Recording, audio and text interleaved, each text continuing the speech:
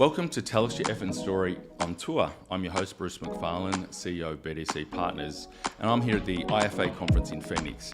I'm not with my co-host, John Sully. He's back in Australia. But as you know, these podcasts are where we go behind the scenes with some of the biggest names in the franchise community, both here and in the US. So we've recently been looking at what's wrong with the franchising model and is it broken in Australia? And so now's a good opportunity to think about what's happening in the US as well.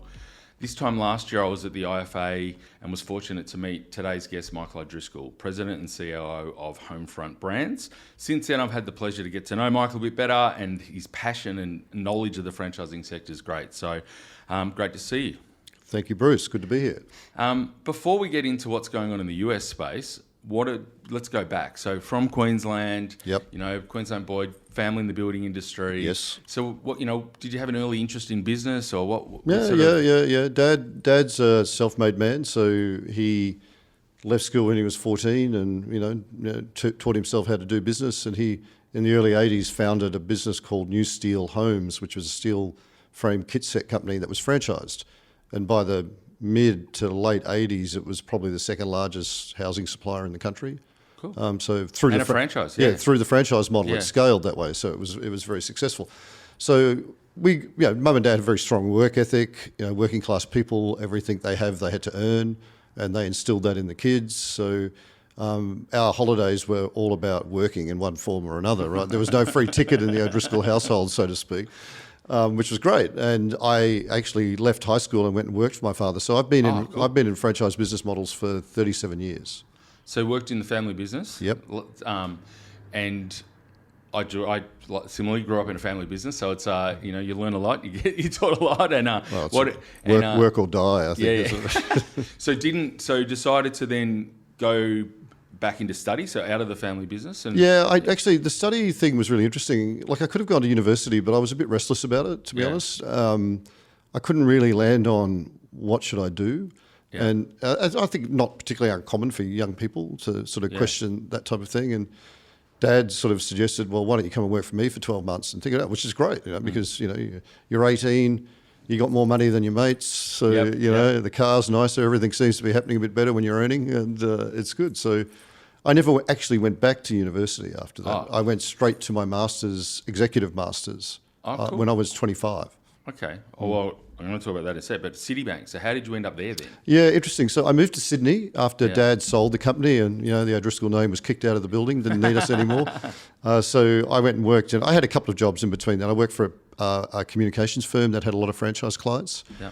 And then I moved to Sydney, sort of go to the big smoke, try something new out of Brisbane. And I worked for then a very early version of the Franchise Council of Australia called the Franchisors Association of Australia and New Zealand, when it was based in Parramatta in Sydney. Okay.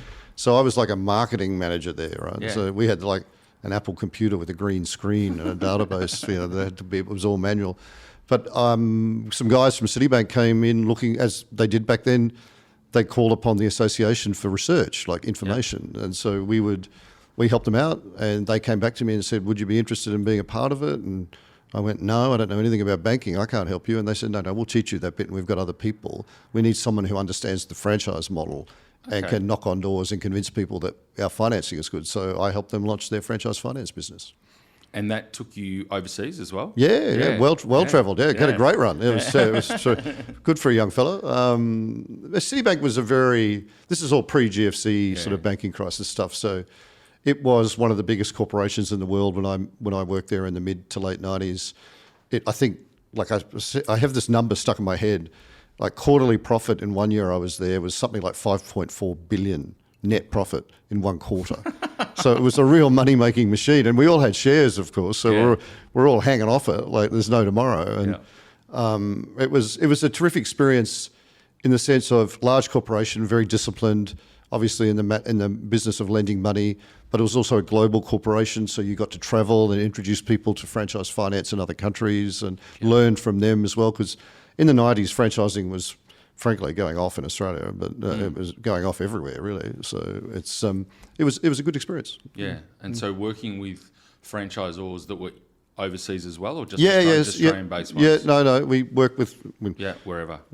Yeah. Help them out. So it's a very interesting thing to go from being what I'll call a practitioner of franchising as a franchisor and a head office team member of a very large national company, then getting on the supplier side and then getting into the money part. So, you stare at a lot of P&Ls and spreadsheets and you get to talk to people and you look at things differently when you've got those two perspectives in franchising. Oh, for sure. And we'll come back to that because obviously you've gone backwards and forwards between the two a couple of times. But so the financing side, really interesting. So obviously not coming from the banking and world of finance, from the franchising side into the banking world, and then getting a grassroots look at P&Ls with your old man and the businesses you're involved in. So how did, obviously very interested in the financial side, and then, which is, we're going to talk about later about franchisee success, and the financial aspects. So you're obviously big on the numbers from an early stage. Numbers are everything. And a lot of people don't like it, right? But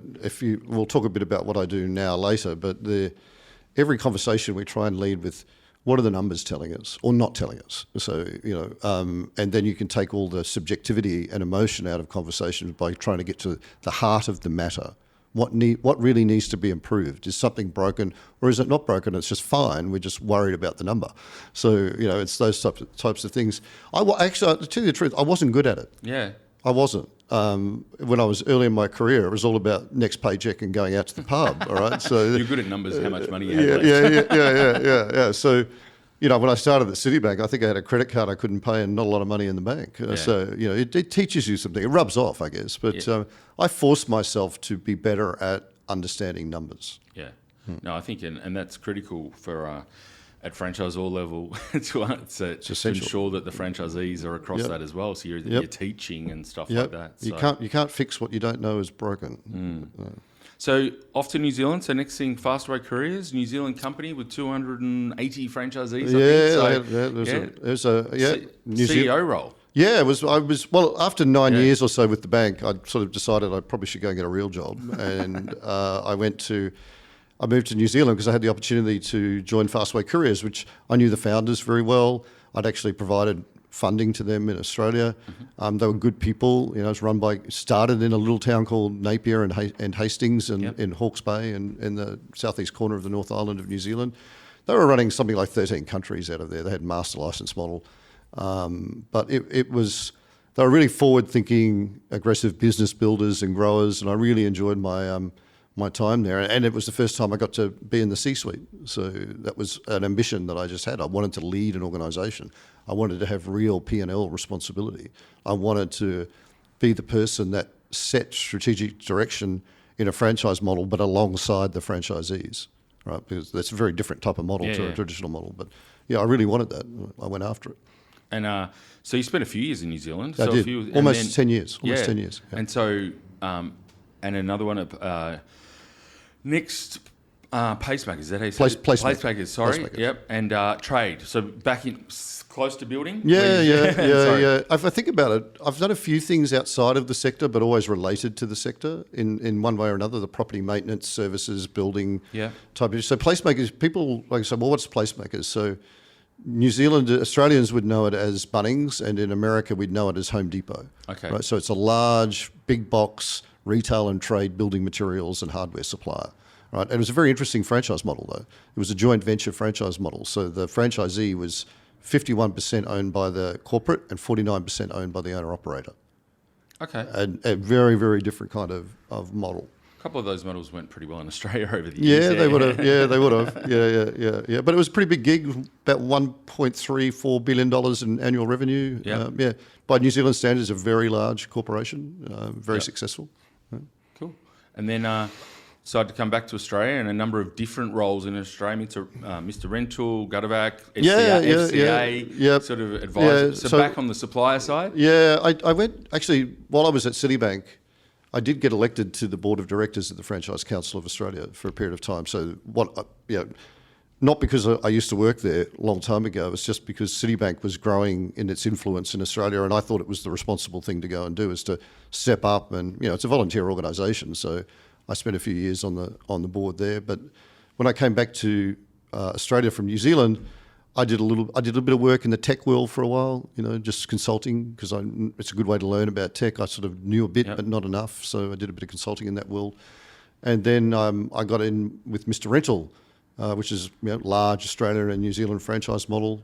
Still founder owned when I got there, but it was a very successful business. And then, so a number of years doing all of those different things and mentoring and advising. And I got into the management consulting world. Yeah. I did a stint with a management consulting firm for a while. That actually was very useful. Learned a lot of things. A real place of intellectual pursuit. Yeah.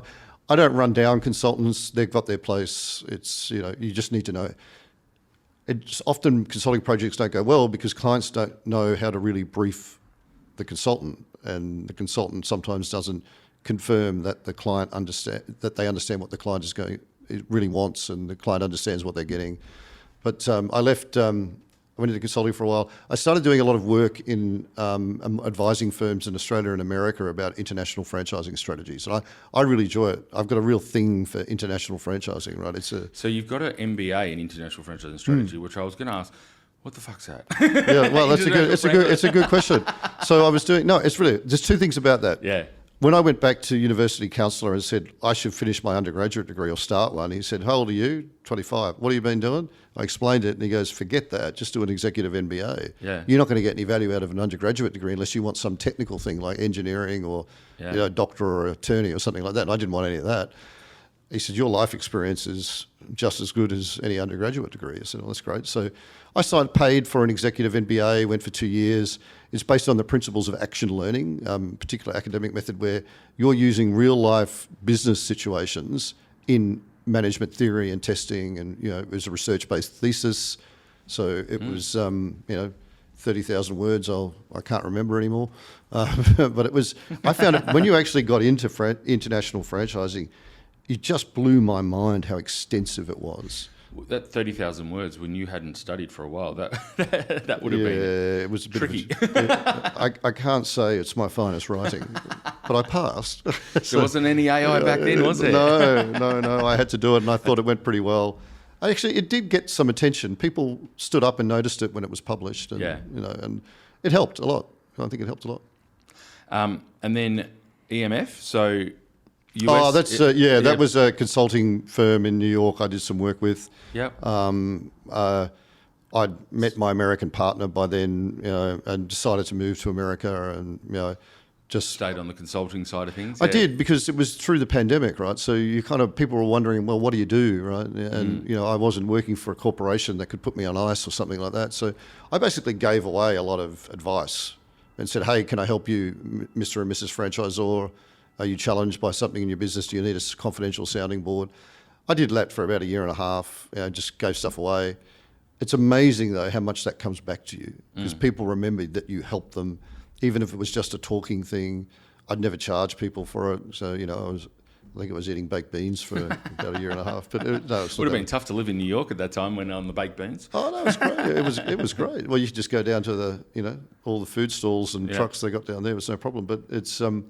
I did learn a great deal through that. I built, I think, a reasonably good network internationally, and reputationally people knew that I wasn't trying to gouge them, in a vulnerable moment. I was trying to help them, and just amazing how much virtual networking you could do during that period. I just got busy every day trying to do something, and that led me to where I am today. Yeah, so back on the franchisor side, which is and Homefront Brands. Been chatting over the last couple of days. It's pretty exciting opportunity. There's growth. Multiple brands, lots happening. So tell us a little bit about the opportunity when you started, like what attracted you to the business. And well, that started as a consulting gig. Oh, okay. Actually, Jeff Duden, the owner of the company, founder of it, he came to me and said, and I knew him anyway, and he said, "Look, I'm thinking about doing something. Can you come and see me in Charlotte, North Carolina?" And I said, "Okay." It's about 3 or 4 months of, okay, if we're going to build a property services or maintenance platform with multiple brands and the most responsible manager, what does that look like? What does it look like? And and he'd been a very successful franchisor himself, sold his business vertically into private equity, but he was investing in the sector but wanted to operate again. And I think property services or maintenance or home services, whatever definition it goes by, is incredibly popular and has grown extensively over the last 12 years, particularly in the United States. I mean, all the traditional franchising models are still out there, like QSR and hotels, etc. Great businesses, but home services has taken off for a variety of reasons. It's very strong. I think since private equity has come into the sector and participates so heavily, I'm not surprised to see consolidation of multiple brands into platforms to scale, right? Because and it largely worked okay, but I've got a certain opinion about that. But I am interested in the private equity piece, like how that's the good and the bad and the ugly. So like the good is obviously the capital to for the people to scale, but there has been some challenges with lots of the brands that when private equity come in. There has, and I think founders, when they get a knock on the door from private equity or start thinking about it, their eyes get pretty big, right? Because they look at the dollars and the potential and they go, oh my God, I'm going to sell this business. And that's fine. The really informed ones understand and try and figure out what is private equity going to do with it, right? Now, traditionally, private equity is not a long-term holder of assets, right, depending on their investment posture. So they're probably in it for 5 years, need to build it up, double-digit growth every year on the top and bottom line, show the value that they've created and flip it for another good multiple on the other side, right? That's pretty normal behaviour. There are some private equity out there that are longer-term holders of assets, because they see it as a good dividend-producing asset inside their portfolio. That makes all good sense. But I think the piece for me that misses, and even though they do sometimes say it, and I have many friends in private equity and I respect them very much, but they miss the people piece, I think, and the cultural thing. So they know they have to change things to get their investment back and get a higher valuation at the other end. And sometimes the impact of that is profound in a way that's not helpful, and they actually erode value. And they cause conflict with franchisees, or it goes the other way. Franchisees go, this is the best thing that's ever happened. The founder's out. The founder might have reached their peak, or they might have some... The system outgrew them. Yeah. Limiting self-belief about what the business is and how it expands. And private equity brings that really rigorous intellectual thinking to a business model and it tries to apply those resources to scale it.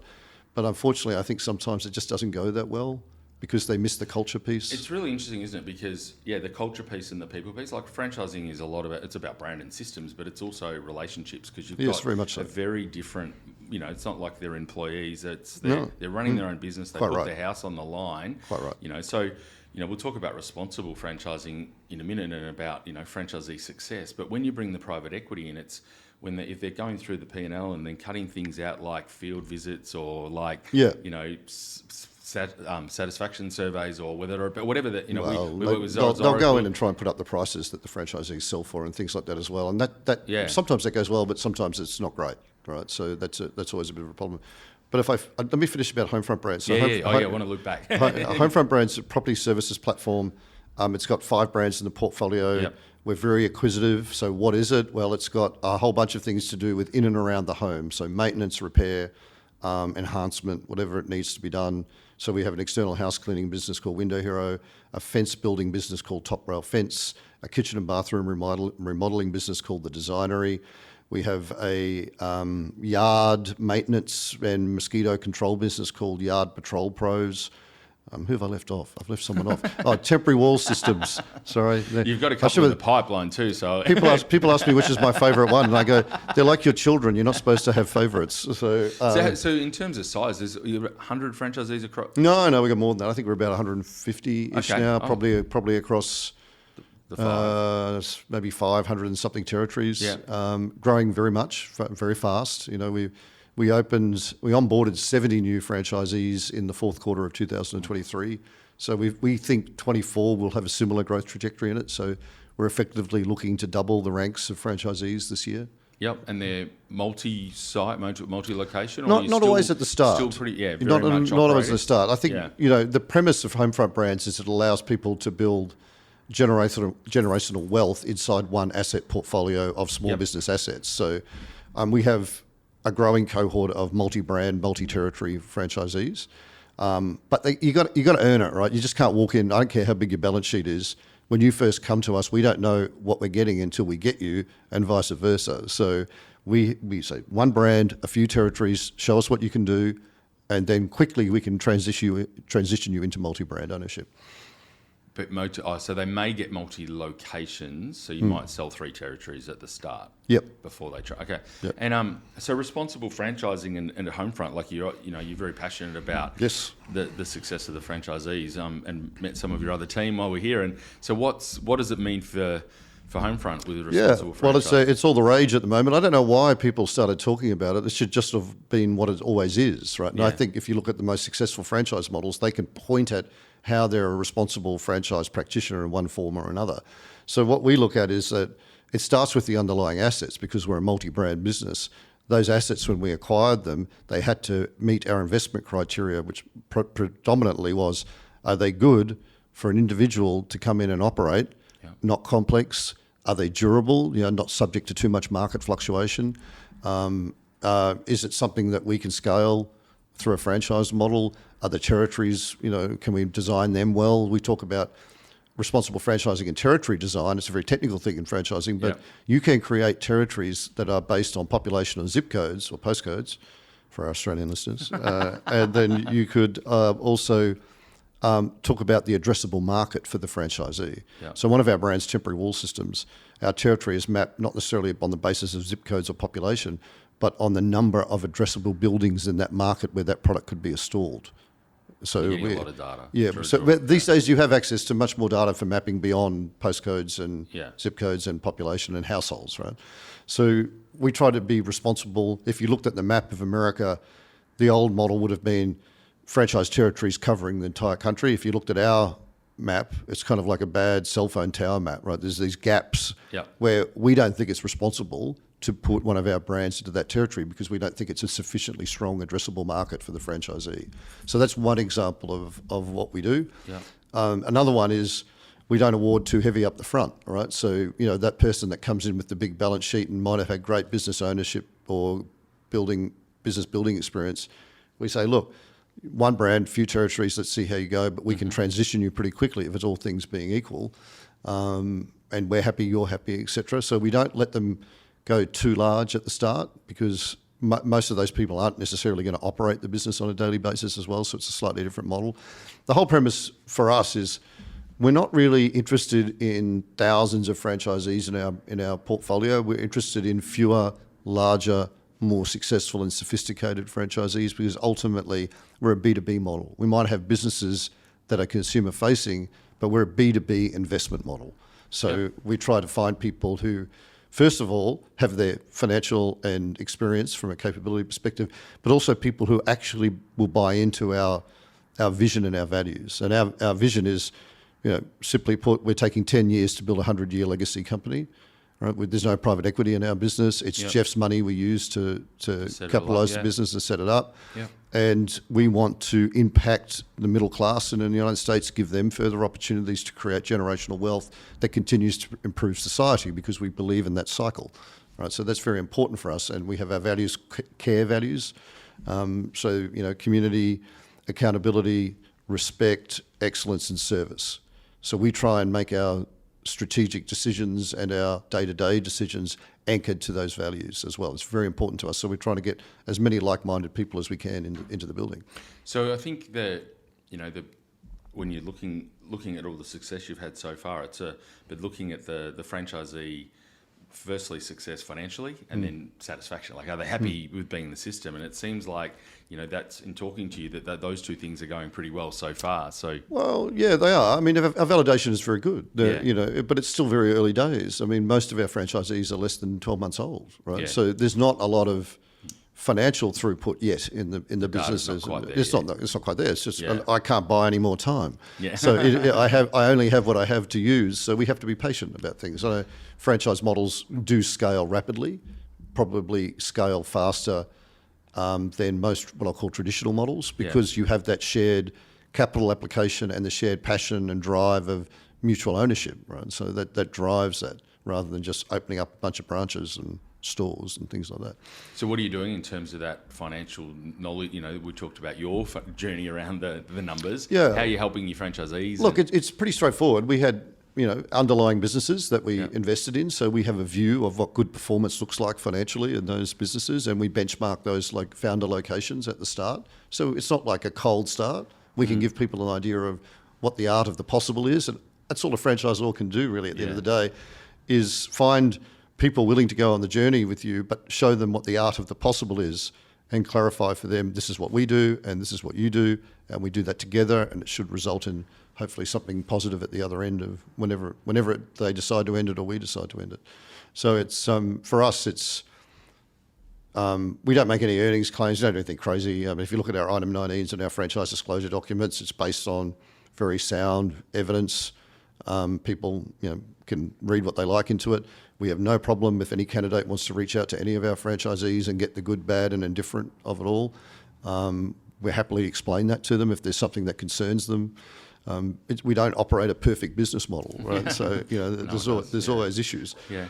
But our people, I think I'm very grateful for the cohort of franchise owners that we've got. They're really good people, and they recognise that it's important for us to keep awarding franchises and keep growing the system because everyone wins from that. Yeah, but I think the transparency that you're talking about between, that's, people, the authenticity of your brand and, your values, and then you're transparent and people. So people do make mistakes, and franchisors make mistakes. Yes. And if you're trying to cover it up the whole time, No. it'll bite you in the arse later on, doesn't it? It does. So I've learned in 37 years of doing this that radical transparency is actually your friend, not your enemy. Yeah. If you just talk to them like human beings, adults, and say, hey, we didn't get this right, or we're worried about this, and then, you've got a lot of franchisees in our business.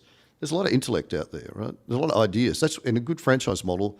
A good franchisor listens to the voice of the franchisee and hears it and says, I can use that, I can do that for the benefit of the system. It's one of the underlying great things about the business model.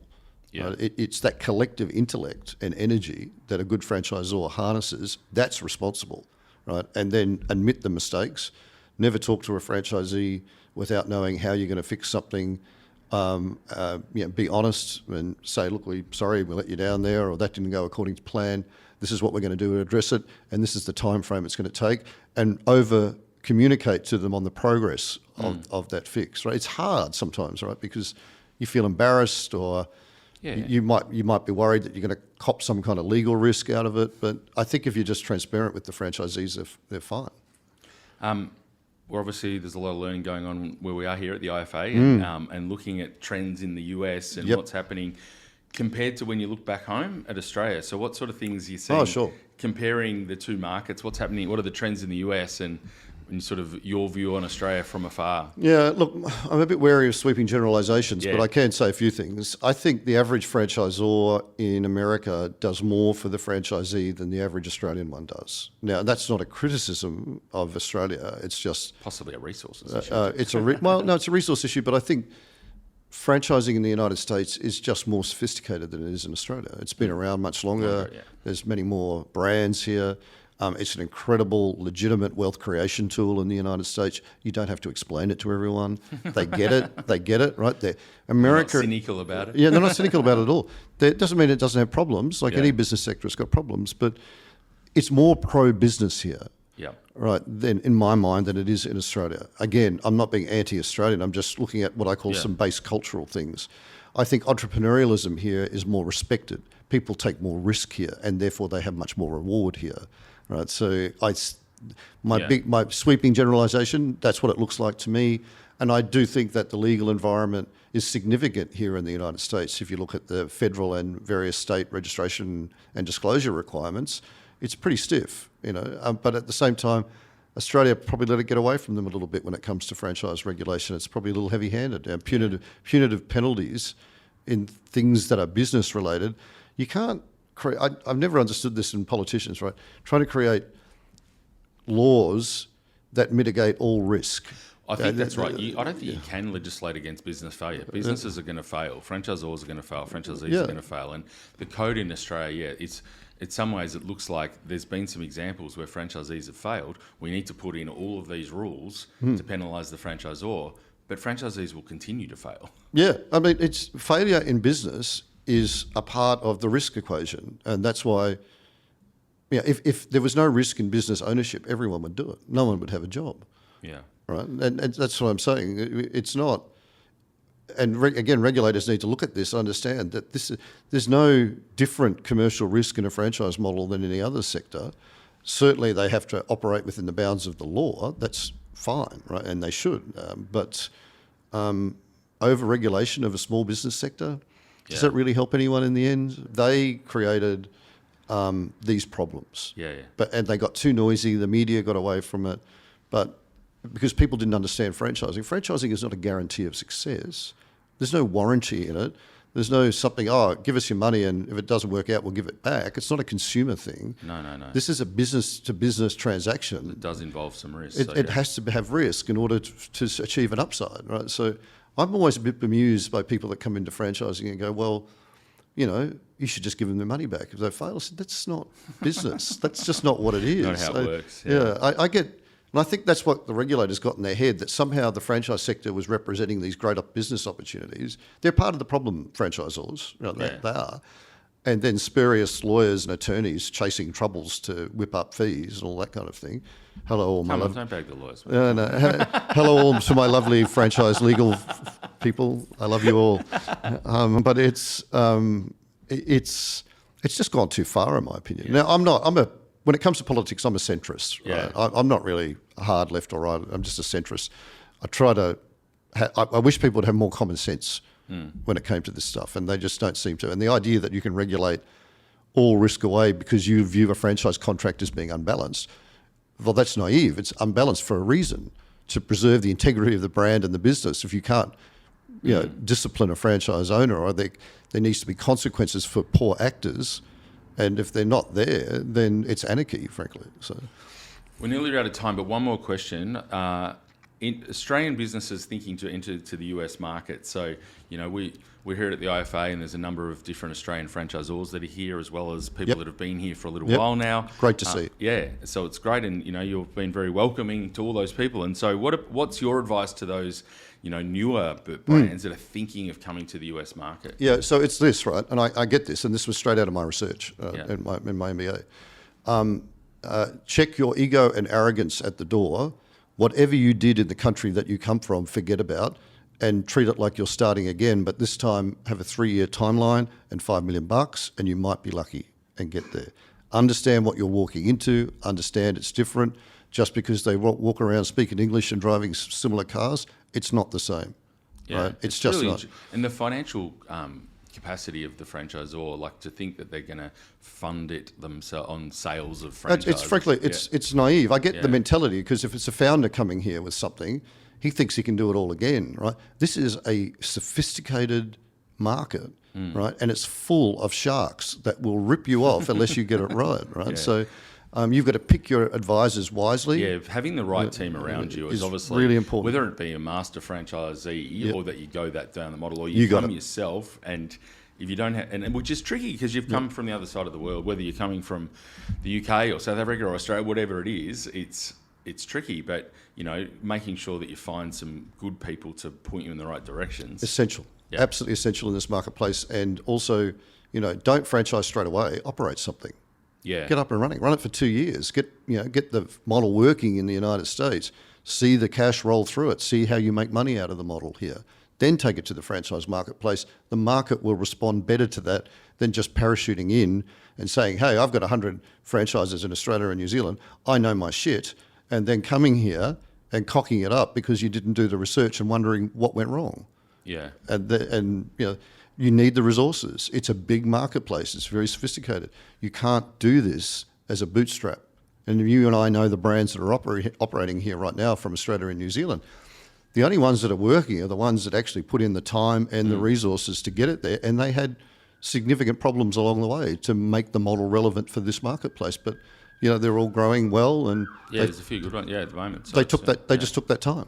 Right? Yeah, we are out of time. Thank you very much. My pleasure. Enjoyed all of the conversations we've had, all your insights into the market here and support. So thank you, and look forward to spending some more time with you. Thanks, Bruce. A lot of fun, my man. Thank you.